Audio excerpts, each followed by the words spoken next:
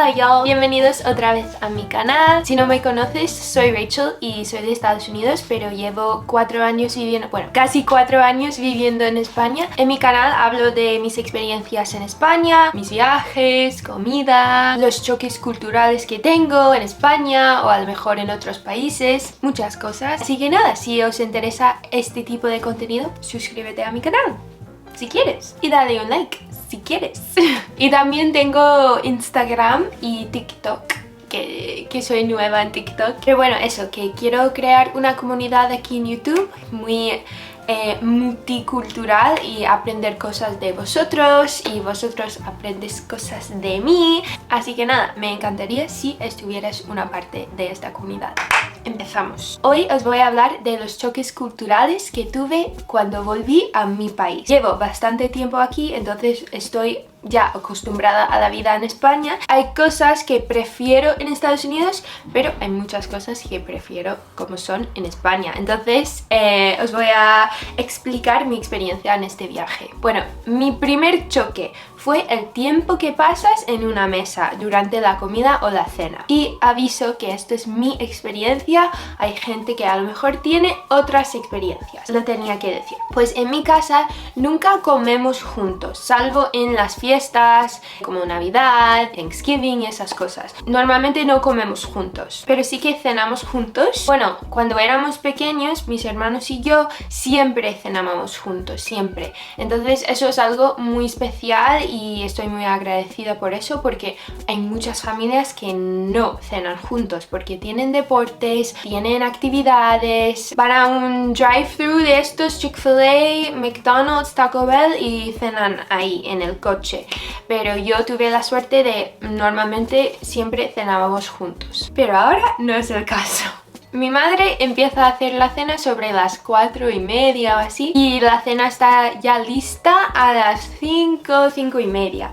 Pero si alguien tiene hambre antes, por ejemplo, si ella tiene hambre antes o si yo tengo hambre antes, cenamos solos. Y no sé, es algo súper raro. Y las noches que sí que cenamos juntos, yo como súper despacio. Bueno, yo no pensaba que comía despacio, pero ahora me doy cuenta que sí que como despacio en comparación con ellos. Pero yo estoy cenando ahí, hablando, ¿sabes? Y después de 10 minutos, 15, ya están todos fuera y yo...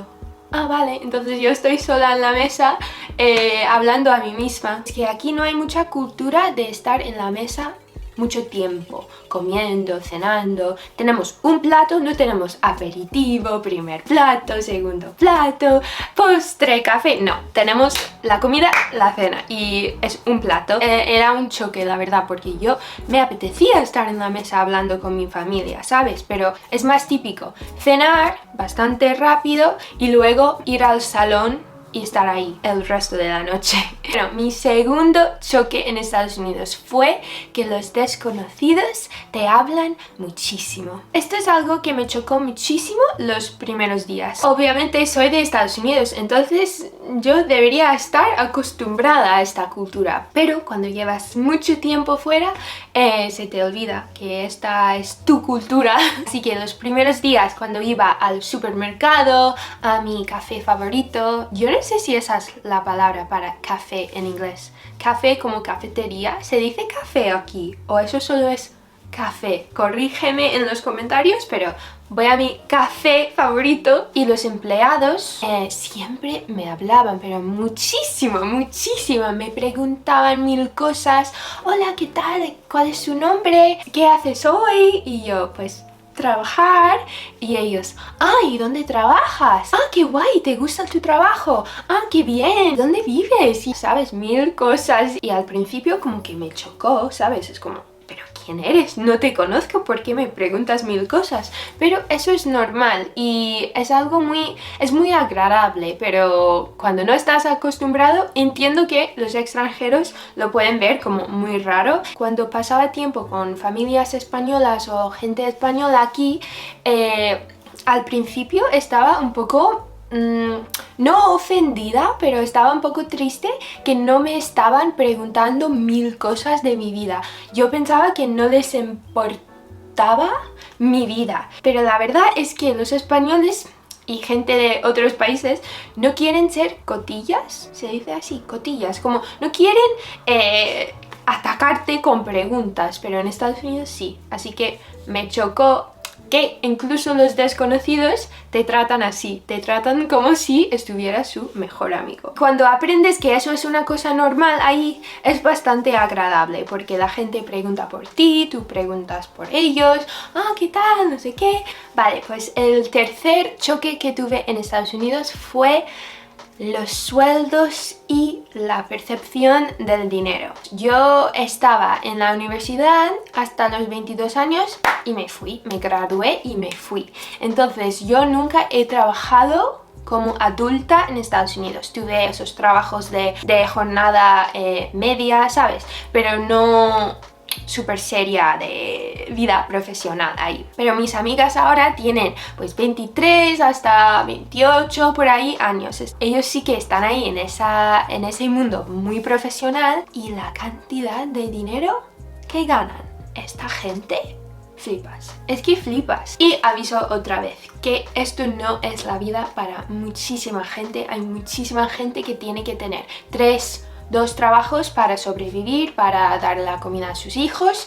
Esto es la vida para mucha gente, pero luego hay la parte que tienen la carrera, que están en el mundo profesional, entonces sí que hay un income gap, no sé cómo se dice, muy grande en Estados Unidos. Yo no estoy hablando de la gente que está sufriendo, que hay mucha gente ahí. Estoy hablando de la gente que trabajan en el mundo corporate o profesional. Los baby boomers, la generación baby boomer, están jubilándose, muchos. Entonces hay estos puestos que son muy altos, managers, CEOs, no sé, muchos puestos altos que alguien tiene que ocupar esos puestos, ¿sabes? Entonces los jóvenes están subiendo rapidísimo. Mi padre me dice que tiene, no sé, en su empresa gente con 23 años, 25 trabajando en puestos, ¿sabes? Con 20 años de experiencia o algo así. Entonces hay gente con mi edad, mucha gente además, que están ganando más dinero que mi padre, que lleva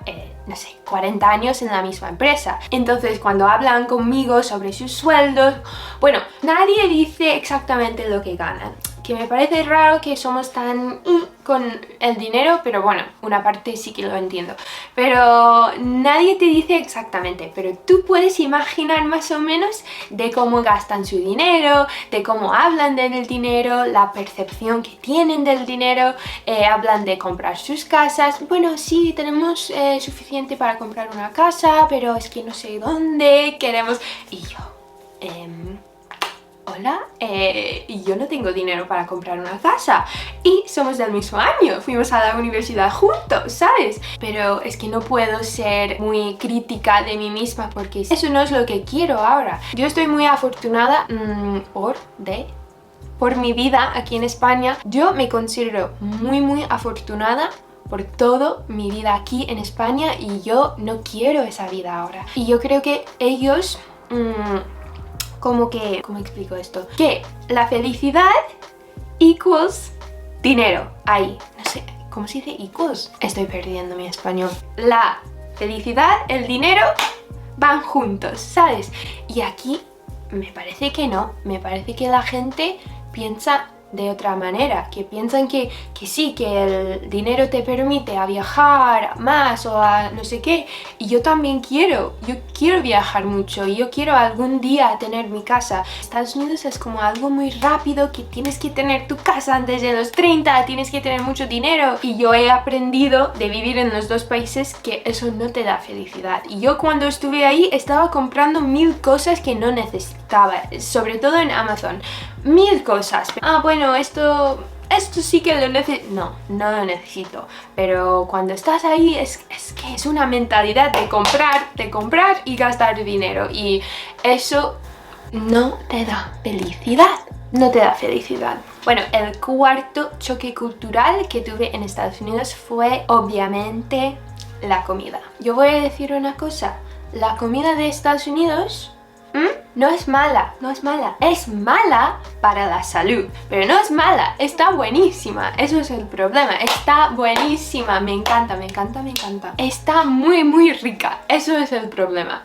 Por eso somos el país con más obesidad del mundo. Bueno, no el país con más obesidad, porque yo lo busqué en Google y hay como... Bueno, no sé si son países o islas, no sé si se consideran países, creo que sí, que son en el Océano Pacífico, como más oeste, bueno, para mí oeste, que Hawái, más hacia Asia. Eso es donde el porcentaje de obesidad es más alto. Pero bueno, sí que somos el país más grande con más obesidad del mundo. Era un choque porque aquí en España puedo encontrar algo muy barato y bastante sano. Es allí cuando estaba cansada o no me apetecía cocinar o lo que sea, era muy difícil encontrar algo sano. Cuando me apetecía algo pequeño, barato, sano, no lo encontraba, ¿sabes? Porque hay solo comida rápida. Bueno, cuando encuentras a un sitio sano, es un sitio de ensaladas súper moderna, súper cara,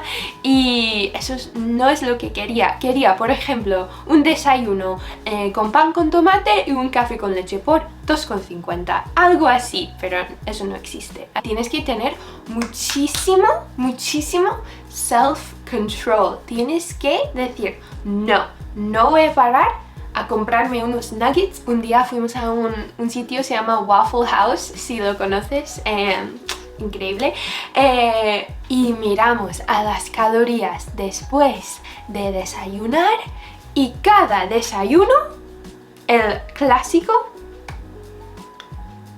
Dios mío, no lo puedes imaginar, no lo puedes imaginar. Cada desayuno tenía 1400 calorías. ¿Estamos bien ahí? ¿Estamos bien? No, no estamos bien. 1400 calorías, un desayuno. Te faltan 2 comidas mínimo y unas meriendas entre... Llegas a 4000 facilísimo. Llegas a 4000 facilísimo. ¿Y cuántas calorías necesitamos? Pues depende sobre las 2000. No 2000 para todos, pero sobre las 2000.